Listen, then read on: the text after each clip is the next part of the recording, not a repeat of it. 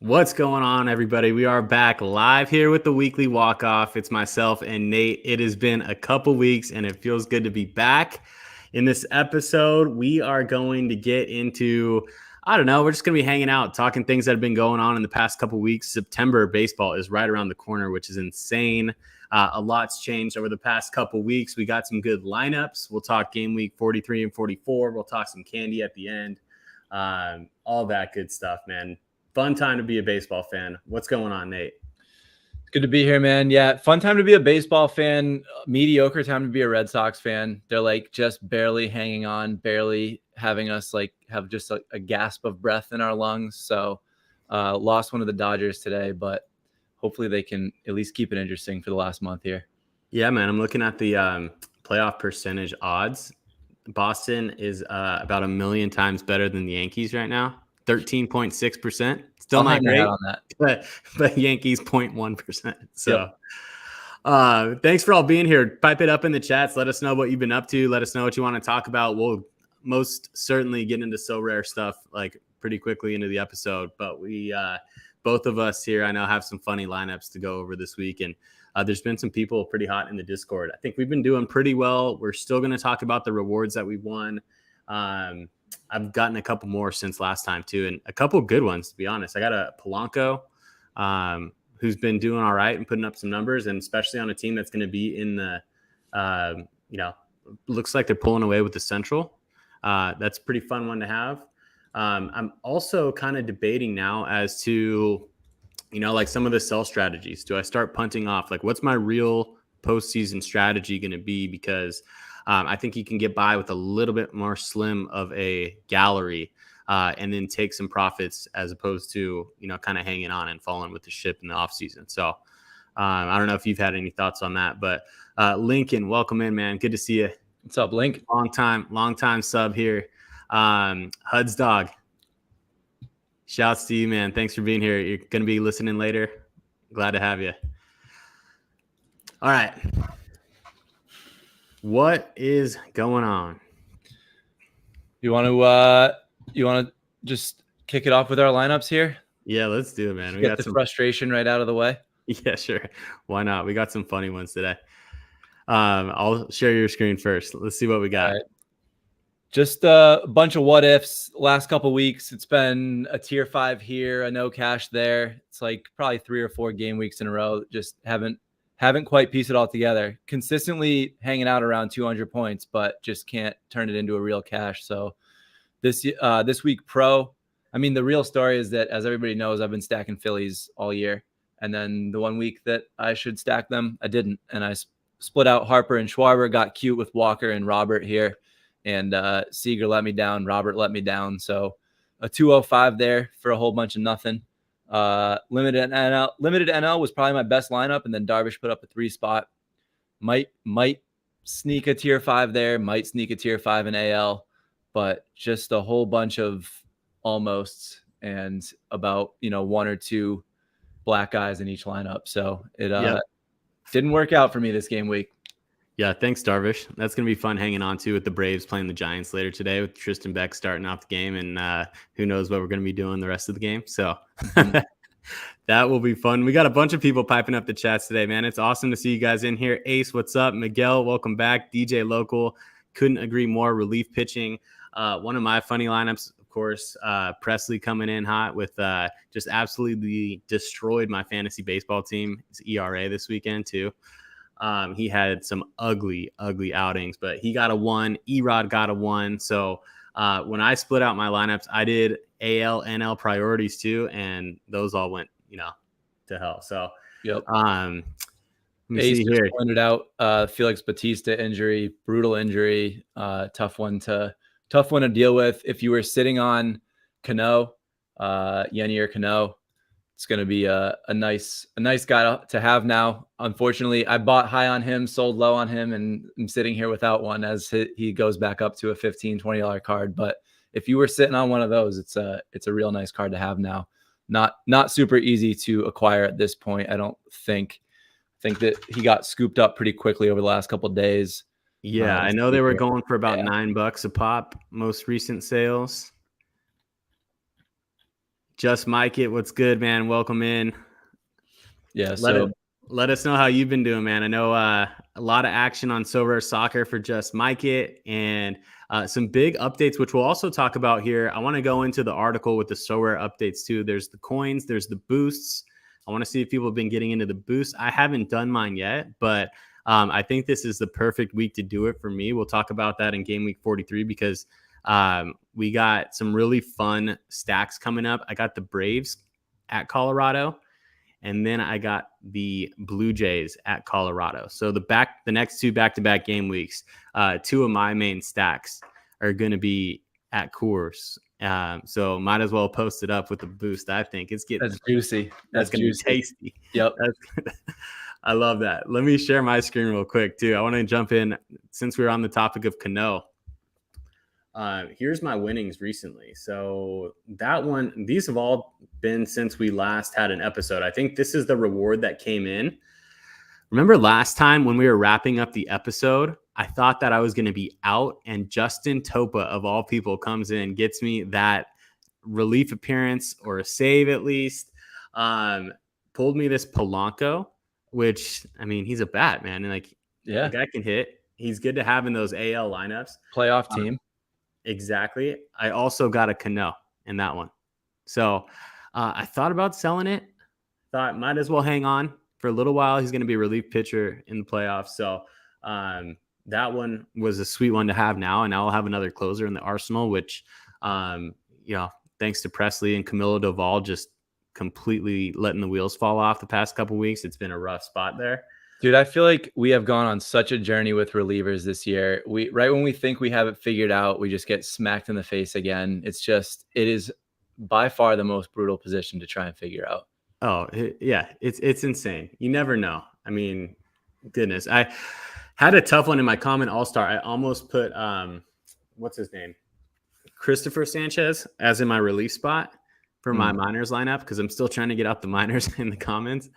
And, of course, I ended up going with Presley instead. And, yeah, it's 30 points to 1 point. So Dominguez and Joan are two other guys that I got. And then I got a Ranger Suarez last week. And then a couple days ago, I got the Brian Hoeing and the Joey Weimer. So not too bad recently. I'm going to blank out on it this week. But let me see here. Yeah, type in the chats what you guys are going to get. DJ Local sweating out a tier 5, super rare.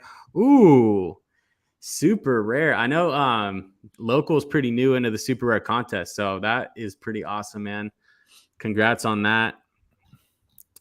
What else do we got?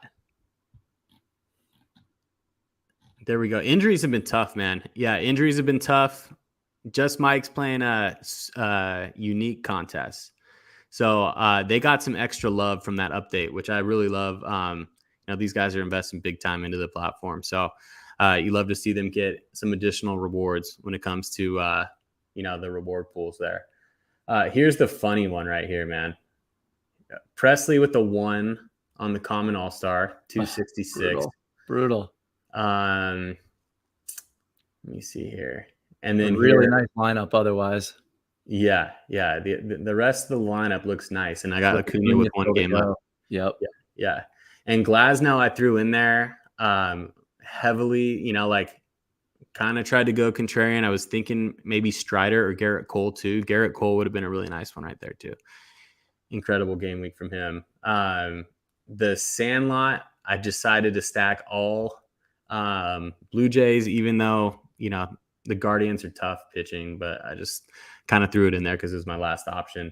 And then, really generally, my priorities this week were the AL and NL contests in both the limited and the rare. So before the rare all-star was a throwaway lineup, and so was kind of the limited all-star. And it ended up, kind of exactly how I wanted it, except for Erod and Presley. Other than that, I would have been scoring there. Mm-hmm.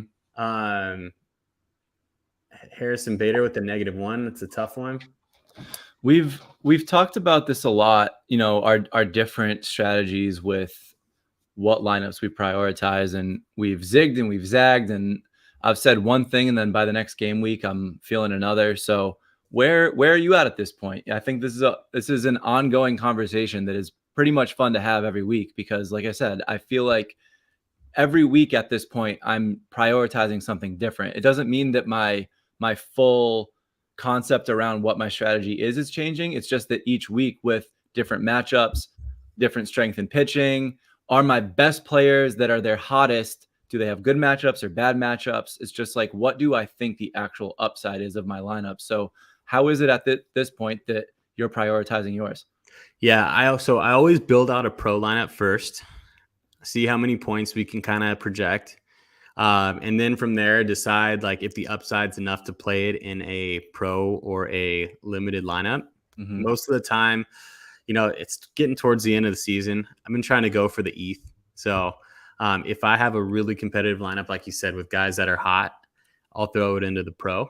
But last time, when I built out my lineups on Friday, Thursday night, really didn't like them much. And because of that, I split it completely and went to AL, NL, just because like I haven't had a podium this year. So might as well shoot for the podium before the season's over, especially as, things start to dwindle down a little bit. Different teams get hot. People lose a little bit of interest. So that's why I split it into limited AL, NL, even though, you can get away with a little bit lower of a score there. And I've had some good yields, especially in All-Star, man. I just realized more recently, like I'm starting to even think into next season on the rare competitions. All-Star is going to be so tough to keep up with, man. I mean, like you're looking at, not only people who have completely stacked out rare galleries, but also the ability to throw in, the best starting pitcher in a limited card, or Ronald Acuna in a limited card. So trying to like that's always probably, I'm leaning more so on those to always be somewhat of a stack, just a home run try every time.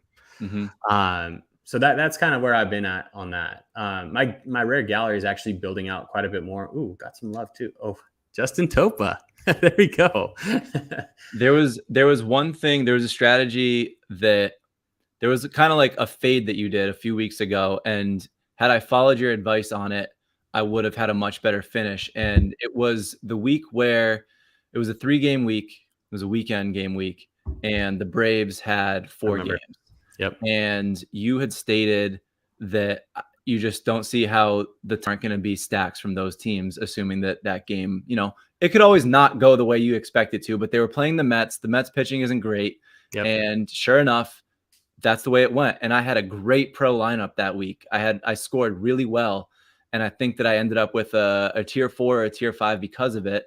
And I would have had a tier 2 or a tier 3 had I played it in All-Star. The same exact lineup, the same score. And usually the discrepancy between prizes is not that drastic. It is different, but it's not that drastic. But I think that just sheds a light on just one other thing that you can be paying attention to, which is beyond just your own cards, your own lineup, your own upside, is if you see something that has significant upside in a game week and you don't have exposure to it, it's a good thing to consider. Hey, this is something that people are going to be utilizing in the top contest, which is pro, whether it's rare or unlimited or whatever else. So I thought that was really good thought process on your end. I wish I had, heeded the advice and I saw it. I literally went and tracked where my lineup would have fallen in All-Star instead, and I would have cashed a much better prize. So I think that stuff's important too. That's what's so tough, man. I've been thinking about that a lot more because you study the top lineups, right? And that's the thing about when you're playing a stack, especially a full stack. I'd love to talk about this. You're either going all in or you're really needing to pick the right guys, man. Like, who of us knows which one of those players on the Braves is really going to go off in that game week? I mean, this week, Acuna's got 22 points so far. Murphy has 1. Murphy's had a big game weeks before. Ozuna was the big guy last game week, right? With over 100 Sorare points. So you're, like the more you stack, the more you leverage. Like I've gone back and forth between doing, okay, I'm going to do 2 or 3 max. I got Olsen and Riley. I'm sticking with Olsen and Riley. Then throwing Ozuna in there. But then at the same time, you got to think like, okay, there's people playing Olsen, Riley, Ozuna. No. probably Olsen, Riley, Acuna, Michael Harris as a 4-person stack covering the whole entire lineup. And there's some people playing even more. Some people will throw, whoever in there and just make it incredibly tough. And that's why I'm excited about this week too, because I'm actually going to go for it. Like, with the boost. So we'll see how that one goes. Yeah, the boost is a cool new wrinkle. I don't think that it's like, I think it's balanced. It's a nice little add-on. It's a 5% boost. But it's a cool thing to be able to just tack that on to your guy that maybe he's already at. If it's an unlimited, maybe you already have him around 10%. You're going to turn him into 15, or it's a guy that you just think has particular upside. I like that it's an added layer of the gamification of this. It's a cool wrinkle. And, we want to see innovation like this, and don't want it to be too drastic all at once because you don't want to break the meta of the game. But I think that this is a cool element that they've added or introduced, and it'll be cool to see how it shakes out. I'm starting to think too, since I haven't done it before, one of my potentials is like maybe playing it on the most volatile guy possible. So if he ends up going crazy, then he really goes crazy with the boost. If he ends up sucking, then he doesn't suck quite as much. Yeah. It kind of balances out the lineup a little bit, playing the floor a little bit more. But it's TBD. We'll have to see. I think the important thing to remember is that at the end of the day, 5% is not a lot. A guy has to score 50 points just for that to grab you an extra 2.5 points. So it's not significant, but it's significant when you are up at the top jockeying for those top positions. So if it happens to fall in a week where you're flirting with the top 10, that's where it starts to come into play. I like this right here. Get you an extra few points on a pitcher. Definitely easier to project, except the RPs. Then you never know, right? Yeah. All right. What do we got up next? I mean, we were going to talk about a few things, man. The Mariners. Let's pull up the standings, and I just want to get talking about the Mariners, man. Those guys have been insane. We were talking just online before this. Remember when we wanted to buy $60 Julio Rodriguez cards and then we didn't do it? I think. Let me see here. Let's take a look at Julio. So Julio Rodriguez is the second hottest player in the past 15 days to Marcell Ozuna. I'll just read Marcell Ozuna's stat line. 14 runs, 11 singles, 7 doubles, 5 homers, 16 RBIs, 8 walks with only 7 strikeouts in the past 15 days. Very similarly, but here's where the stolen bases come in. Yeah. Julio Rodriguez right behind him, 8 stolen bases in the last 15 days. So, if you pull up my screen share real quick, I've got J-Rod's, which I love the way Sorare added this. This is a nice new feature where you can see just a lot further back and with the actual chart itself. But just look at these individual game weeks. It's like the floor is 50 points. This one against Kansas City, which obviously great matchup to target, again against Kansas City here, just going absolutely nuts. And it's the kind of wave that you ride, and he lays that foundation where you add pieces around it and he wins the game weeks by himself. Oh, it's insane. Teoscar has been on an absolute tear also. He's been, I mean, I just remember way early on, man. Again, I've said it before and I'll say it again, but like there are those players that you have to play when they're hot, and there's players that you do not play when they are not hot. And Teoscar is one of those guys. Like I think the floor is low, the ceiling is super high. He's got like 75 points this game week. Has been hot for sure. And that's only I think it was like a $6 card yesterday. So I have like a $4 card like a week and a half ago. Yeah. So, I mean, let's start looking for playoff guys. That's going to be a good one to have when that rolls around for sure. Yep. D-Ops, the Mariners have gotten a T2 and a T3 in the last 2 weeks. There we go. Keep riding it, brother. Love to see it. Let me see here. So they've tied it up in the West. I mean, it's a 3-team race in the West: the Rangers, the Mariners, and the Astros. Unbelievable playoff percent. I don't know how this works out, but must have strength of schedule to do with it. But 69% playoff chances as opposed to, 80 for the Mariners and the Astros. So, dude, we'll see. The Mariners are nuts. This is nuts. It's They insane. were not in the conversation for winning that division. It was a 2-man race, and now just insane. Baseball is awesome. 9-1 over the past 10. Something told me that they were going to do it too, and I just, you get burned by them for so long during the season, and then I guess the weather gets better in Seattle, and they start hitting the baseball, and their aces just dial in. But they're gonna be dangerous, man. I did want to note out here. Remember back in the early days of the show, and guys, it's the 20th episode of the Weekly Walk Off, man. Nate, dude, I want to say thanks to you, man, because it's been a blast doing this so far. 20 episodes have flown by. Absolutely. Back in the early days with Greg, man, we were weekly tracking of the Oakland A's run differential, if you don't remember that. But there they are, negative 302. Unreal. Not good. No bueno. Not good. And man, we're a month away. So I mean, I have the wild card and the division standings up here. Baltimore's holding strong, but Tampa Bay is definitely holding that wild card too. Yeah. Oh yeah. So that's good to see. They're a 5.5 game lead in the AL wild card. The Twins seem to be running away with it. The Guardians have a 3.5% chance. They couldn't really stay healthy, man, from a pitching perspective. They were always kind of a frustrating team this year. But yeah, I haven't watched that division super closely, but yeah, it's I still don't think Minnesota's really going to do anything, but maybe I'm just a naysayer. Yeah.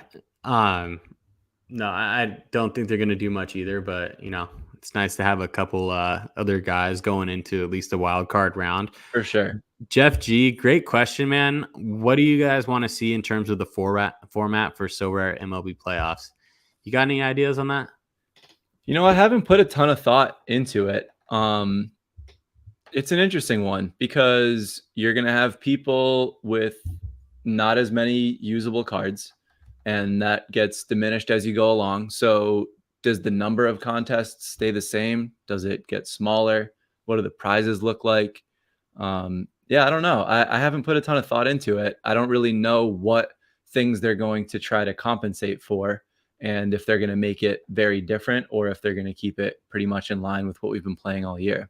Do you have thoughts on it? Yeah, I don't know either. I'd love to know as soon as possible. I think it's too late already at this point. I think from the common perspective, one of the things that we've talked about before is that I hope that the daily swaps don't continue into the postseason. And, you may say like, why not? Like daily swaps, like we want everybody playing. But honestly, like it just got so mundane when it came to the NBA playoffs that you could trade in cards and have multiple, like you were just getting the same player. Like I got like 3 Anthony Davises. What am I going to do with 3 Anthony Davises for one contest? So I think announcing maybe a month before the postseason starts, like, hey, this is going to be your last month to trim your collection, and whatever you have going into the playoffs is set in stone, no swaps. Like, I think that's the best way to do it. I mean, we have 100 cards for crying out loud, Yeah, I mean, if we're talking strictly common, yeah, I think that is, yeah, I don't love the idea of just being able to swap in for playoff players, right? It's just kind of like, it just waters the whole thing down. I feel like the part of the fun of the common contest can be that you are thinking about the playoffs throughout the season. So yeah, I know that you, is that that's how it worked with basketball, where you started to be able to swap in for playoff players? Yeah. I mean, who wants to see 25,000 Brave stacks, Yeah. It's just kind of boring. And then it means that you just have to get that one little extra player right. I don't know. I feel like you should be rewarded for having played all year. Correct. I agree. That's on the common side. On the, I think that there could just be a same number of competitions. Yep. Another thing too is the format is that they changed it up to a weekly format because of this irregular schedules, right? With the playoffs, which would be a terrible mistake for baseball. Yeah. I mean, but you got to think about it when it comes to elimination games, you don't know whether or not to play those guys, then it limits down the number of cards you can play, period. Right. So what if, the Mariners are on the verge of getting eliminated, they get swept on the first game of the game week, and then you have one instead of potential 3. But still far less volatile than having it span 7 days, right? You'd rather that spans 3 or 4 days than 7 days. If you span 7 days, sure. And, you make an argument for either direction, but I think that the equation gets simplified if you're putting it on the smaller span, and then at least 1 or 2 games can help you. Whereas 1 or 2 games in a full week, if another series goes 7 and one series only goes 4, it can be a mess. I think pitching, I should probably take my own advice and really start to gear up for pitching in the playoffs, which I haven't done yet, but I think it's about time to get that done. Take a look. Maybe, there's been some guys that have just been really, really solid. Graham Ashcraft for me lately has been so good at a $2 card at one point. I won a reward. I had him early on in the season, sold him off for a couple bucks. And he put up a 40-point performance against the Angels the other day. And he's just, I just like watching that guy pitch, man. He just looks like he throws hard, He's got the shirt unbuttoned and he's just cranking back and throwing 100-mile-an-hour gas. That's fun to watch. I don't know. The Reds are a fun team. Ashcraft I think he got demoted at one point this year, but he's a young pitcher. They're working through a lot of young pitching there, a lot of young players. It continues to be an exciting team. And they're a half game out right now of the wild card still, so they're not even guaranteed to get in, but we'll see how it goes. There are 6 teams that have a shot still at the NL wild card. So the Marlins all the way up to the Phillies here. The Phillies seem to be running away, which we all kind of thought they would. The Cubs are playing some good baseball, and the Diamondbacks are just hot right now, 8-2 over the last 10. So, and that's a prime matchup right now. There's going to be so many crucial matchups over the next month when it comes down to playoffs. It's just going to be a blast. What else do we got? Rangers, Mariners. I think Ace said that the Rangers won't make the playoffs at all. That is a bold prediction. I thought that they were going to slide to the Astros, but for them to not make it would be crazy. They're 2-8. That is rough, man. But it's not good. But they are a very strong team, could easily go on a run. There's still a lot of baseball left here, so we'll see what happens. I'd be surprised if I think you see all 3 of those teams. I don't know. We'll see. I guess something's got to give there. If all 3 of these teams get in, I guess that's a terrible call because Tampa Bay, they're very separated. So. Well, one of them's got to take the division. They have all of them slotted in here at the wild card because it's a tie. Right. Because it's a tie. So one of these is going to disappear. Right. And then that slots one more in for the Jays. So you're right, man. All 3 of them are looking pretty solid. Could. Yeah. All right. Let me see here. What else do we got coming up? Anything that we missed in terms of standings, product update, boosts? Talked about that. Collection games. Anybody doing the collection games out there? Let me see here. Is that implemented to have something tied to it? Do you get prizes for that? Pull it up. I believe so. Let's see here. What are your thoughts on Ohtani for the rest of the season? Crazy. So it's such a bummer, dude. UCL sucks for baseball, it just sucks. And UCL, it's a bad injury. He's going to lose a lot of money on his contract next year. And for those who didn't see, the bombshell that got dropped on Friday is that the Angels GM disclosed the fact that despite his issues throughout the year, getting his starts bumped and, pushed back or shortened starts, they didn't do any imaging on his arm until last week. It was the first time they did anything. He's the best player to ever play baseball, and they didn't put his arm to get some imaging done. Come on, how are we not protecting this asset just for the game of baseball? It's crazy. So sucks for Angels fans. Trout going back on the IL. It's bad. It's bad. The picture of him like kind of crossing his arms on second base, just looking sad, like looking down at the dirt. Did you see that? No, I didn't catch that one. This was probably, within an hour of him finding out that he had the torn UCL, and it's just bad, man. It sucks.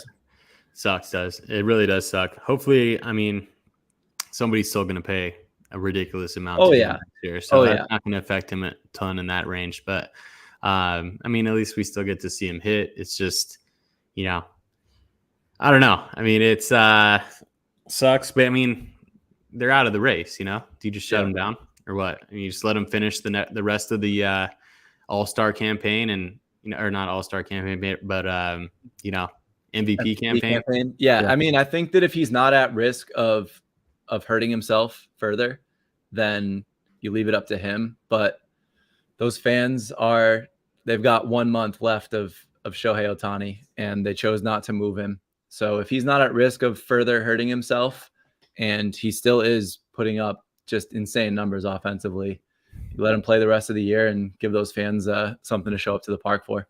100%. Collection game, pulled it up right here. Not live yet, but definitely people getting ready for it. I know in the Discord, if you're not in the Discord, jump in there. Been a lot of fun. And there's people definitely gearing up for that. Evo Dreamer, what's going on? Thanks for jumping in today. Love seeing the new name in there. Collection will equal scoring boost like in football. Not sure if they'll implement it for the postseason. Nice. Said later this season. So, you'd expect it to come sometime when they say later this season. And also, DJ Local made another comment too. They're gonna have merch in the shop with the coins, so that'll be fun too. Big merch guy. So yeah, that was actually going to be my question for anybody in the chat, and for you as well.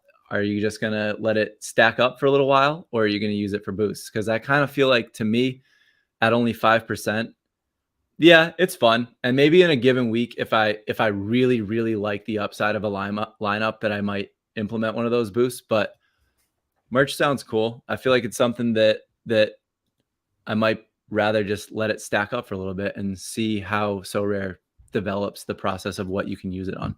I'm going to see what I can buy this week. This might be my only go at it because of, and it might be a good thing to use in the playoffs for a competitive advantage too, if you like a lineup. But I'm going to let it ride this week. I love the there we go. Ace stacking in case you can boost in a playoff contest. So let me see here. Hold on. Oh, they had signed jerseys. Wow. That's cool, but I'm sure you got to rack up a whole lot of those coins for a signed jersey. Shoot, I'd save up for a J-Rod or a Soto baseball. Why not? That'd be sick. I need to start building my merch, my IRL merch collection. Yeah, it'd be cool if it would be nice if they have that be a range, right? Obviously, you want signed J-Rod and Soto stuff, but throw some cool smaller things that aren't signed that you could get for far less of these coins, right? It could be bobbleheads. It could just be official baseballs and, official gear, stuff like that. Doesn't have to be giant. Yeah. That's why you got to fill out all the contests just for the coins. Yep. That's a good point. I mean, I put in some content. I think I put something in this week that's been like almost dead last. Where was I at? It was such a bad lineup. Where are we at? Oh yeah, limited pro. Wasn't that bad, but yeah, pretty bad. Bottom line, you got to fill out every lineup that you have cards for. For sure. Let's pop into just quickly talk about game week 43. We'll talk about game week 44. And we got some candy updates at the end of the show. 43. Let's see here. 4 games. Let me see, where are we at? For 4 games in the game week, the Braves at Colorado, 3 games, at Dodgers, 1 game. So 4 games, 3 of them at Colorado. You best believe I'm stacking Braves in the best way I possibly can. The Dodgers also have 4 games, Arizona and Atlanta, Giants, Cincinnati, and San Diego. San Diego, St. Louis, and San Francisco. New York and Detroit have 4 games together. Washington, 3 games at Toronto and 1 versus Miami. There might be some 2 games in there that I didn't pick up, but I'm scanning through right now. Not seeing any. Seems like a pretty packed schedule this. Oh, this Tampa Bay. Tampa Bay's a 2 game. Okay. TB 2 games. That's the only one I'm seeing. So avoid Tampa Bay. And then I know I'm getting ahead of myself, but looks like Cincinnati and Chicago Cubs have a 4 game in the following game week. So a unique 4 game in a 3 game week. I think that's hilarious because I had that noted down. Super early lock on Friday, this upcoming Friday. The second game of the doubleheader in Cincinnati will be before anybody else plays a game. So they'll have started the second game? Yeah. Really? So they'll have played 2 games before anybody else plays a game. Huh. So what time does the first game start? 1 noon? 10:10 West Coast. Okay, so what? 1:10. So Cincinnati's East or Central? East. It's East. It's East. So 1:10, and then they have a 6:40. Damn. Those early locks, they're always good for a couple hundred less entries. So I like them. Yeah, bring it.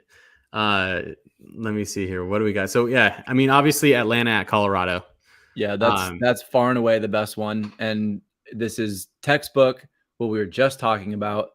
Atlanta is far and away the best team to target. They've got 4 games, 3 of them in Colorado, and even their matchup against the Dodgers is pretty good for lefty bats. So that is, if you don't have exposure to that, you are significantly behind the 8 ball because it's just such a juicy matchup for such a good offense. Yeah, probably going to be, I mean, that's another question that goes back how to prioritize that, right? Mm-hmm. Like, am I stacking the Braves in an NL only lineup so that I can kind of try to get a podium, or are we just going the safe route, trying to get the pro, trying to get the limited? I'll be probably going the safe route on that one. Would hate to kind of just come up short, but yeah, I mean, I think that if you're split rarity, then you have to be a little more conservative. But if you've got all the rarity of the same, like if you've got all unlimiteds or all rares, I'm sticking that in pro and seeing what happens. There we go. Let's take a look at, this is new card auctions. Maybe look at the marketplace, see if any of the Braves are still kind of attainable. I know I sold Ozuna. I bought him for $1 in the off season and just sold him for $15. So it's probably the biggest like actual return that I've gotten on something. It's pretty good ROI, which is solid. I kept his rare, because I want to be able to play the mixed stack with Olsen and Riley come the playoffs. So that's fun. Mm-hmm. But man, he's had some incredible game weeks, man. For sure. Unfortunately, my exposure to Atlanta has been limited to Olsen all year, but good one to have. Yeah. Who could we look at that might be worth picking up? So Zuna's $15. Riley is kind of slumping right now. Here he is at 60. So still right up there with what the most expensive unlimiteds are for the most part. Obviously, you've got a couple guys all the way up at the top that just command their own unique prices, but $60 for a bat is pretty much the ceiling. My goodness. Oh, wow. Look at these 2023s.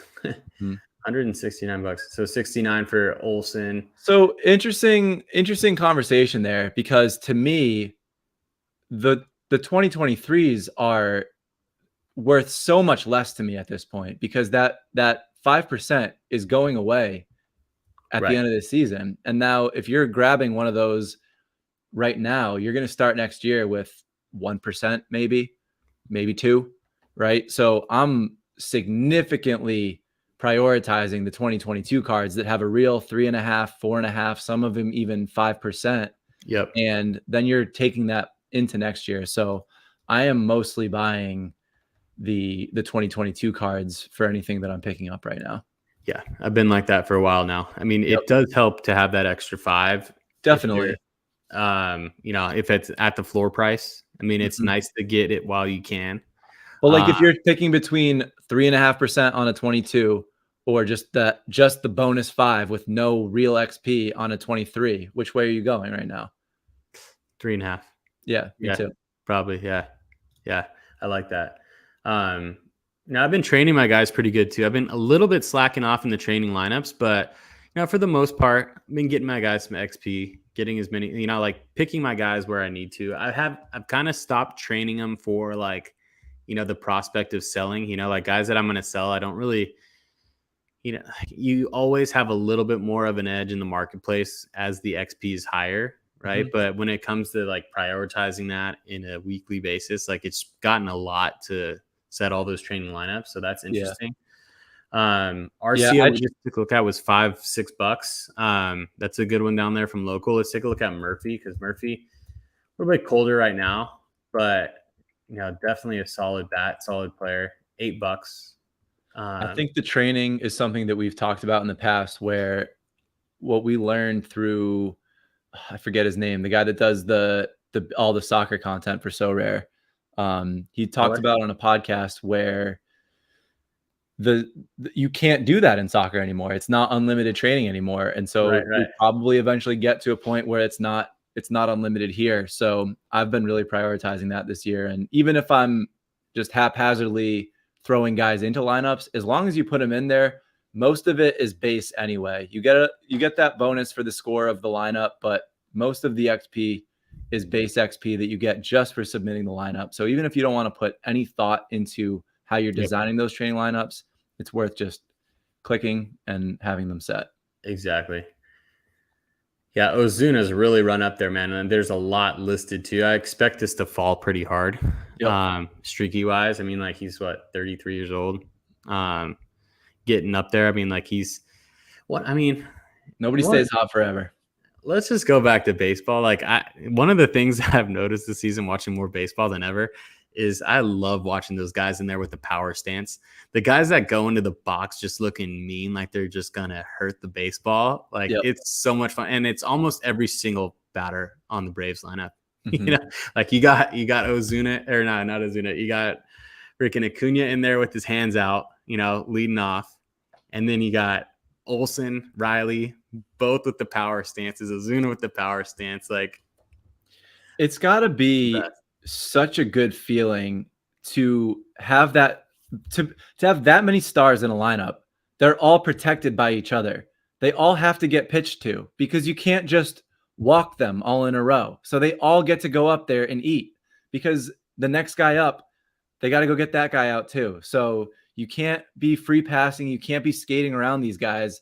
They all get pitches to hit and it's showing, man. It's just an unbelievable offense. Yeah, definitely.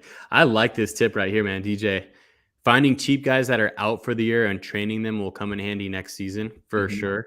I mean, I've don't prioritize training like my DeGrom or anything like that. You never know with him, but I've definitely been training him here and there. McClanahan, Clanahan, like yep. McClanahan's a big one. I wanted to share the screen here because we talked about this live too. And it goes back to the conversation where it's like, remember when we didn't buy the Julio Rodriguez? Remember when we didn't buy the cheap Soto, the cheap Manny? Like, this is insane to me. Vladdy right here. Yeah. Let's see, we got $38 for Vladdy. I mean, and it paid off for you when you bought the Pete Alonso. I mean, Yep. like immediately. That was like your closest podium finish the week after you bought that Alonso, and he went berserk. Yeah, you got me 100 points in the very first game week of owning him. That'll put a smile on your face.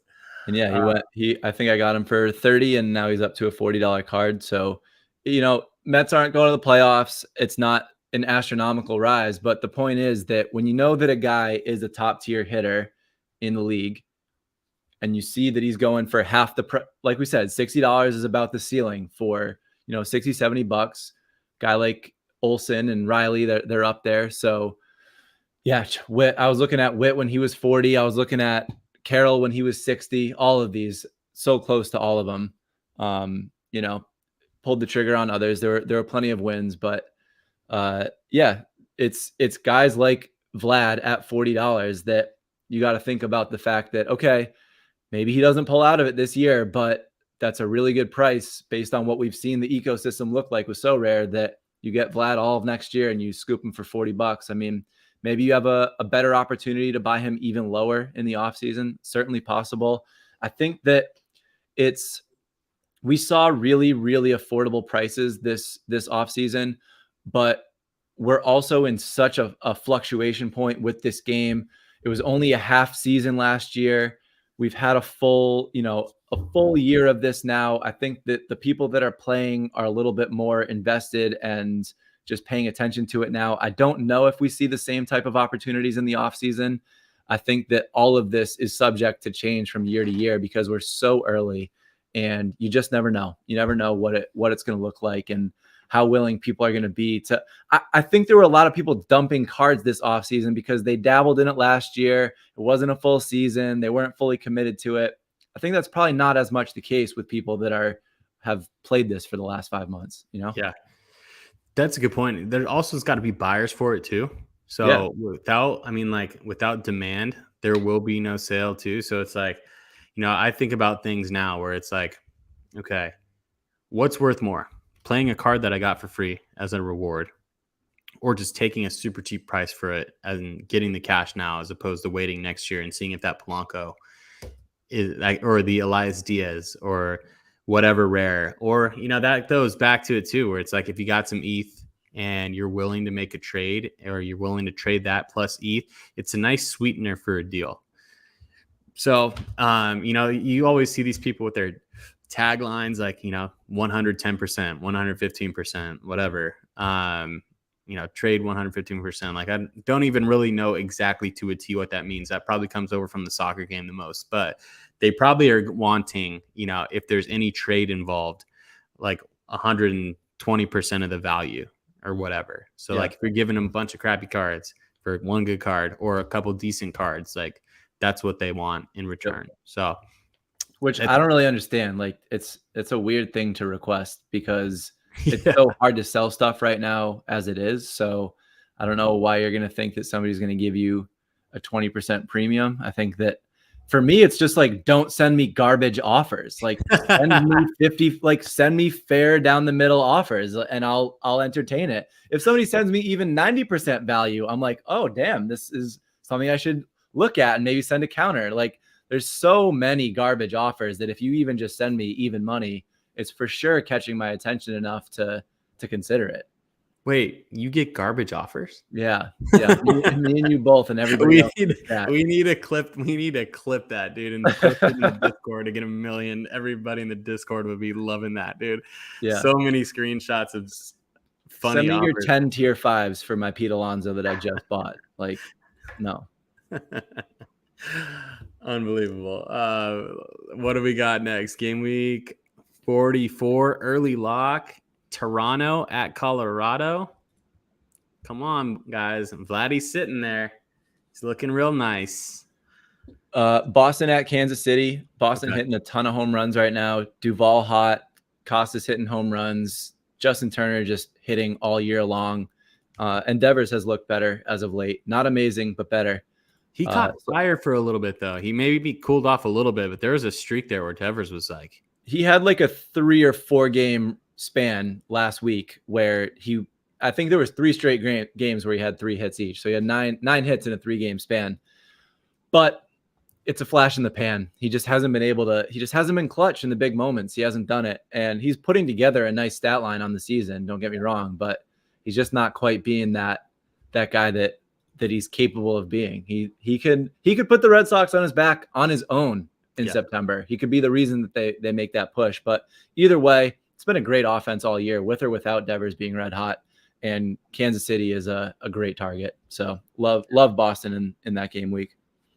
Yeah, nice. Super solid. Both of those really, really good matchups. Yeah, I'm most definitely going to be playing the Blue Jays at Colorado, and we'll see how I end up dialing that in. If I boost it, if I go AL only, if I go pro. But man, there's some good buys out there, you guys. There's some good buys right now. I have a little bit of ETH to play with. It's hard for me to decide what I'm going to do with it, right? With the limited budget, you really have to make the right moves. With the playoffs coming up, I think I'm going to go try to find a couple of different pieces, maybe make a couple of sales just to have a little bit more of a rounded one. But I'm definitely eyeing the Blue Jays. Hopefully they come through and they get in. Other matchups for, did you say it was game week 44? Is that the second one? LA at Oakland continues to be a decent target. Angels, Sorry, LA Angels. Miami at Washington continues to be a good target. Pittsburgh at St. Louis. These are the same teams we've been targeting all year, but just highlighting which matchups have it, and then both sides of that, Pittsburgh and St. Louis. Pittsburgh and St. Louis. Both sides of that. Nice stack. And then Seattle, just both game weeks this week between Oakland and at the Mets. So Seattle's got Oakland. Yep. Yikes, dude. It's going to be a rough one for the Mets. Yep. So, and like you said, Toronto at Colorado is the obvious one, probably the most exciting one. Yeah. Yeah, that's it's gonna be fun. I'm looking forward to those because those are my ones where I mix and match both the rares and the limited. So we can get a good week coming up. DJ Local, does Batista no longer rule with the injury? What does that mean? I'm not sure. Not sure what you mean by that. Nope. I think that he's done though, right? Yeah, I think he's out for the season. I think Cano is the guy. That's tough to lose a guy like that, especially with the way that you've been playing going into the playoffs. You think rookie and super, super high leverage situations like that for your season. Eesh. Best of luck. Tommy John, always a possibility with UCL. We don't know the extent of the injury, but I'm pretty sure that Ohtani has to get Tommy John, right? He tore it. I think he tore his UCL. Yeah. So that is not an injury you want as a pitcher. Absolutely not. Should we talk a little bit of candy before we wrap it up? What do we got here? Did I just slide in? Oh, no. Are there any games live right now? Let me see here. We got a live update. I don't think so. We just got Braves Giants left. Everybody else is out? Yeah, I think every other game is finished. Oh, goodness, dude. Check this. Sometimes the cookie crumbles your way. Sometimes it just does quite not. This lineup right here. Hold on. What do you mean, 65th? 65. A -1. And no games left. So if you don't start a flex.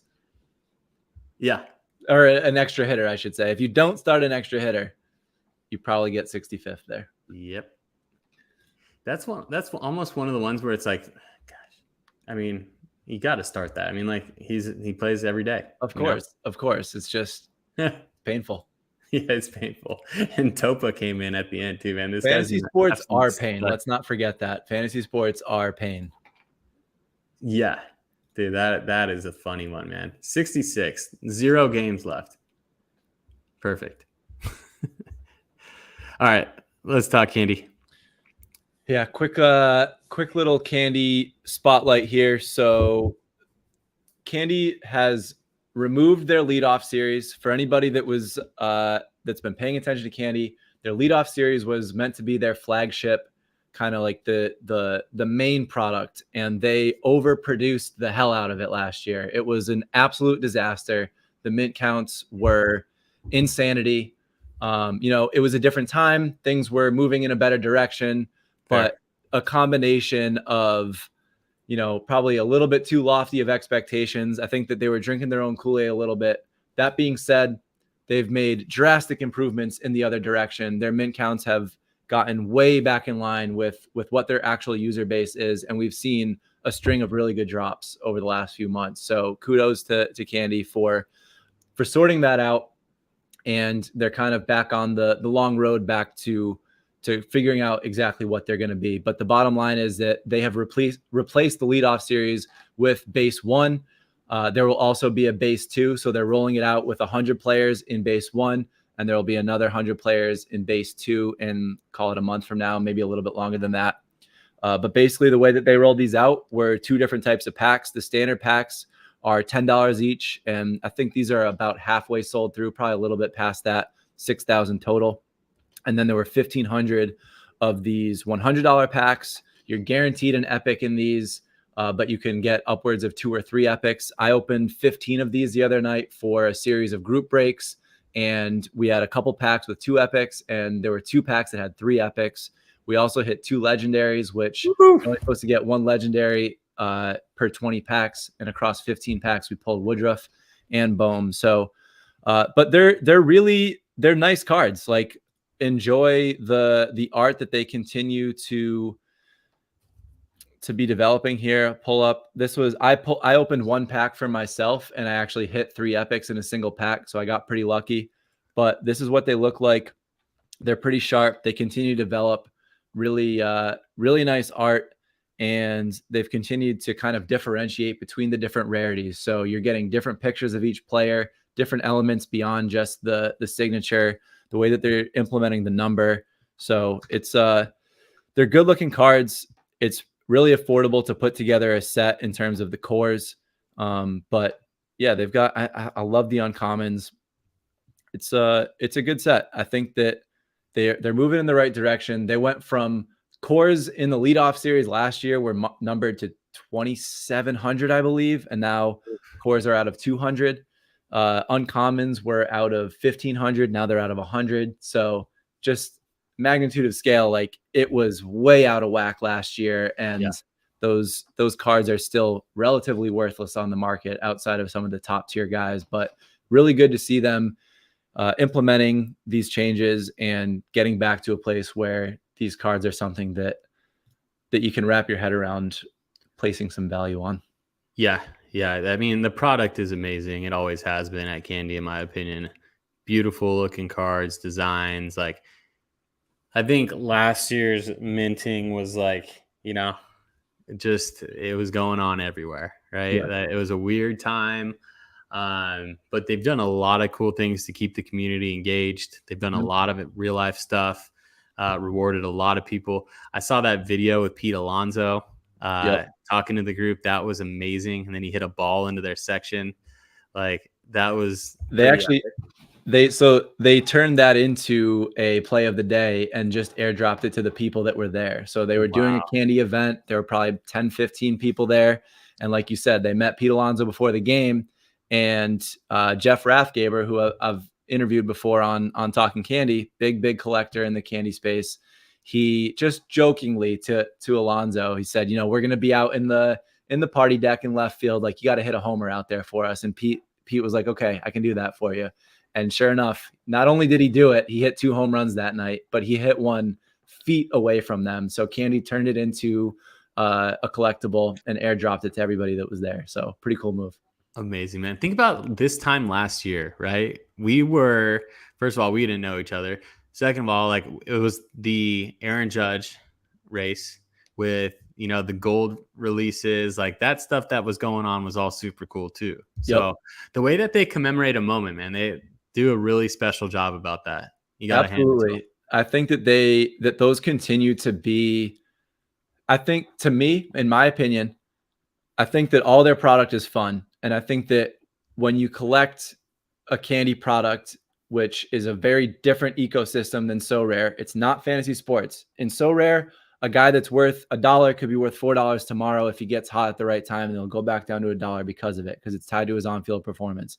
When it comes to candy, we're talking collectibles, and the upside there to me are their Uncut Diamonds product, because it's the pre-rookie card. It's the equivalent of a first Bowman. I think that those are the ones to pay attention to.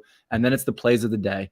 It's the milestones and the plays of the day, because those are the actual snapshots of it's the game ticket, right? And they're doing game tickets as well. But to me, it's even cooler than that. It's that limited edition with the video clip in it.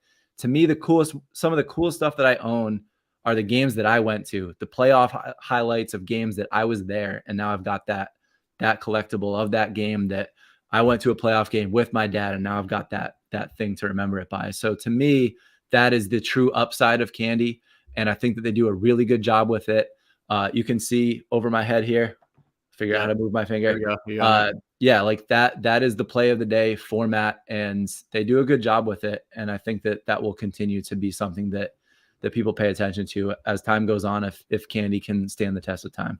Yeah. What are prices like right now? And I guess a couple new updates, like badges were just added to. I was going to ask you, like I know the strategy that you just said about the uncut diamonds, like wasn't your strategy to begin with, right? You were a socks collector. Like, have they introduced leaderboards quite yet? Like, what's going on that end?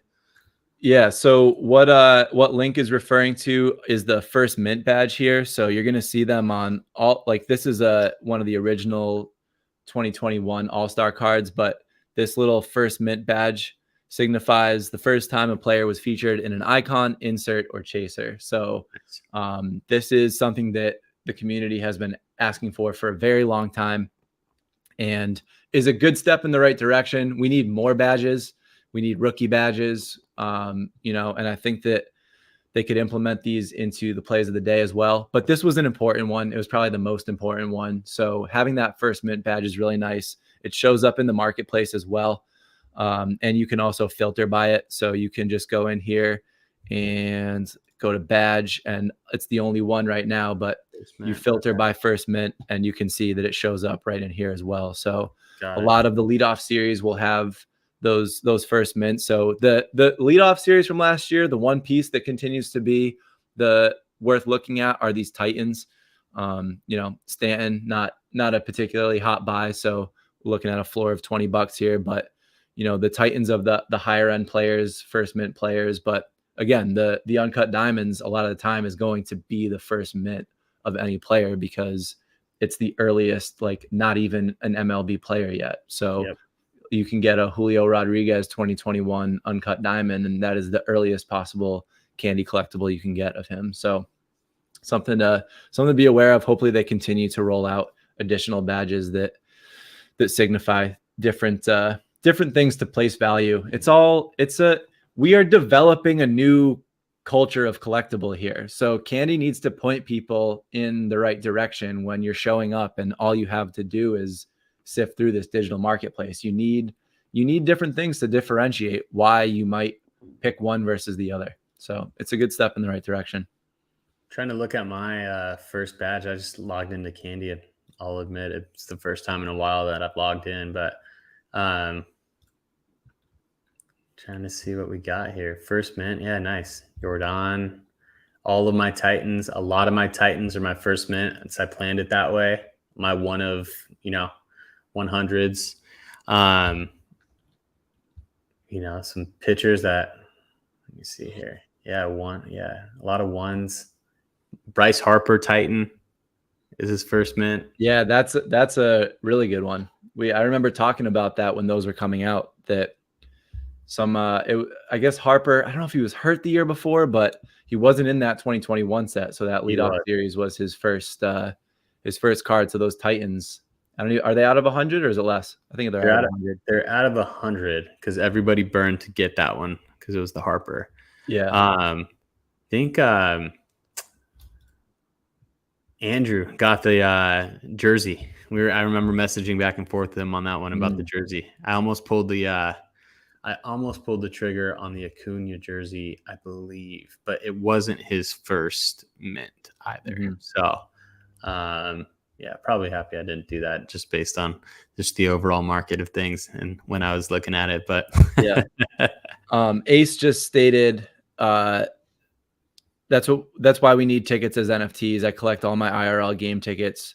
Would be dope to have digital collection. I couldn't agree more. Like I have hated the fact that you don't get physical tickets anymore. Like I kept every Red Sox game ticket that I went to growing up, and beyond that, like I went to other stadiums, you know, if I went to a concert, like I kept all of that. So it is a huge opportunity for Candy. And one of the biggest obstacles is that they just haven't had the same interest from every MLB team. So they've got about a third of the teams that have been on board with doing game tickets, and they've been able to do it for the All-Star games, home run derby, stuff like that. So love that. They look really cool. It's nice execution on it, but it's an adoption thing. We're just not quite there yet with every team being on board. And but yeah, it's between game tickets and plays of the day.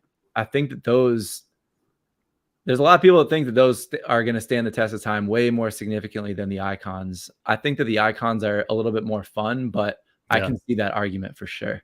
Yeah. I'm going to be looking into, more of the uncut diamonds now. I think that's going to be interesting to take a look at. I wonder what's out there in terms of, I also wish that you could trade too, Well, yeah, that is something that we've been yelling for a long time. It's honestly ludicrous that we don't have it yet. The fact that Candy is entirely based around collecting and we can't trade with our friends it's insane. But I will say that through Talking Candy, I just got the ability to beta test the gifting feature as one of the 2 breakers nice. that are doing Candy breaks. So I'm now able to airdrop cards to my collectors on my own. Nice. And so I have no idea if, when, how this is going to be implemented beyond that. All I know is that I have access to it right now, but it does exist. I'm allowed to say that it exists. And I really hope that they decide to continue rolling that out as a feature to everybody. I don't know if they're going to. I don't know what the timeline would be if they do. I just know that it is at least a feature that exists at this point that you would think there's conversation around it getting rolled out. So we need it so badly. Candy will not survive without it. It's crazy that we don't have it already, but hopefully we get there. Oh man, I would jump in. I would take a look at some trades. I mean, like I have some interesting stuff here, like in my collection. Like I'm looking at this right now and I'm like, okay, well, I like this still. I really do. Take a look at this. Let me see. But if I did wanted to shift and kind of take a look at different strategies, like maybe uncut diamonds, maybe play some more bets on some younger guys, or even just get like an epic uncut diamond and trade off one of these. This Bregman 1 of 100 first mint could be a nice bargaining chip. Julio Urias jersey number, Bryce Harper, Hunter Green number 1 serial. Like I got a bunch of number 1s and jersey numbers in that Titan set. And that is where just the whatever your cup of tea is would come into place. It's okay.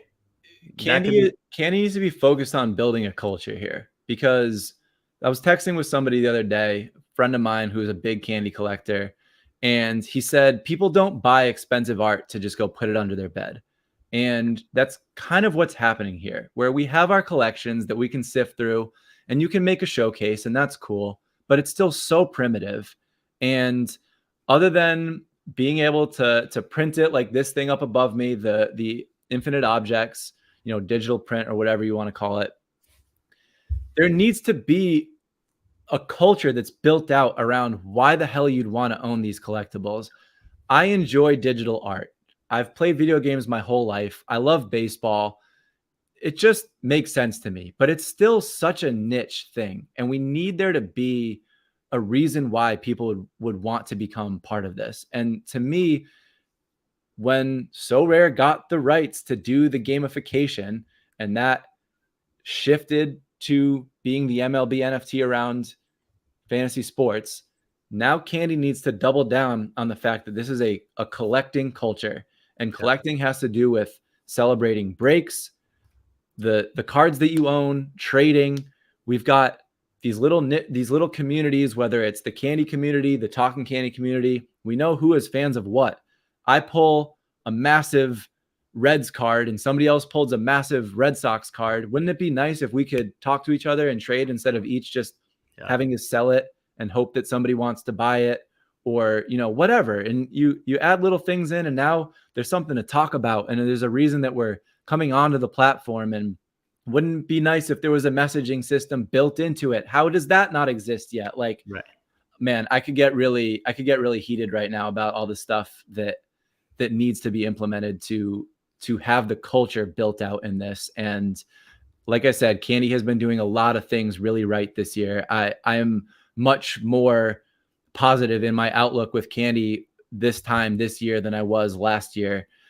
So it's not to say that they aren't making massive improvements in certain areas. They certainly are, but there needs to be these things built out for people to enjoy these collectibles together. Otherwise, you can't survive on these little campaigns alone. They're fun, but this is collecting. It's got to be a collector culture. 100%. I mean, look, you represent the candy community so well, right? Like, it's what it is. You know more than anybody what the community is looking at right now in terms of, you know, what it needs. I think it could be really exciting to see what they do. I mean, like they put some, you're right. They do a lot of exciting things. They put things into place. They try new things, right? If they don't work, then they move on.